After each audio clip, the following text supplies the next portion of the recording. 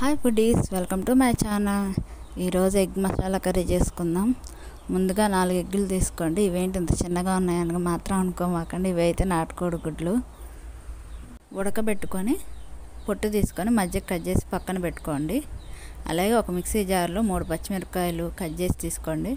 అలాగే 2 టమాటాలు ముక్కలుగా కట్ చేసుకోవాలి. అలాగే ఉల్లిపాయలు 3 ముక్కలుగా కట్ చేసుకొని మిక్సీ జార్లో మిక్సీ పట్టుకొని మెత్తగా గ్రైండ్ చేసుకోండి. అలాగే ఒక బాండీలో నూనె వేసుకొని ముక్కలుగా కట్ చేసుకున్న కోడిగుడ్లు ముక్కలని వేసి ఫ్రై చేసుకోవాలి. అవి బాగా ఫ్రై అయిన తర్వాత కొద్దిగా ఉప్పు, 2 స్పూన్ల కారం, కొద్దిగా గరం మసాలా వేసి వేగనిచ్చి స్టవ్ ఆఫ్ చేసుకొని పక్కన పెట్టుకోండి. అలాగే ఇంకో బాండీలో కొద్దిగా ఆయిల్ వేసి అందులో మనం ఇందాక మిక్సీ పెట్టుకున్న టమాటా, పచ్చిమిర్చి, ఉల్లిపాయ పేస్ట్ వేసి అది పచ్చివాసన పోయేంత వరకు వేగనివ్వాలి.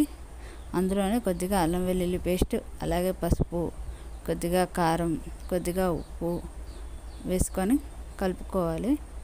అది ఒక 2 నిమిషాలు వేగంగానే అందులో తగినంత వాటర్ పోసుకొని అది ఒక పొంగు వచ్చేంత వరకు ఉడకనివ్వాలి.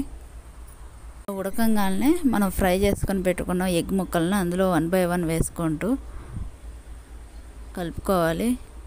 చితికిపోకుండా జాగ్రత్తగా మిక్స్ చేసుకోండి. మనకు కావాల్సిన గ్రేవీ చిక్కదనం వచ్చేంత వరకు ఉంచుకొని స్టవ్ ఆఫ్ చేసుకోండి. Please like and share and subscribe my channel. Thank you for watching.